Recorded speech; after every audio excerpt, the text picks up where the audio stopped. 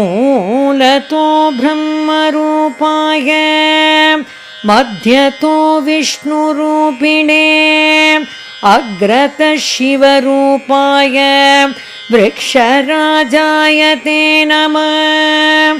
मूलतो ब्रह्मरूपाय मध्यतो विष्णुरूपिणे अग्रतः शिवरूपाय वृक्षराजाय ते नमः।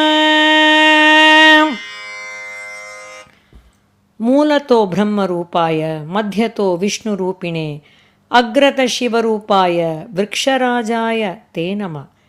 Prayer to the Ashwata Vriksha or the holy banyan providing us shade, happiness and prosperity.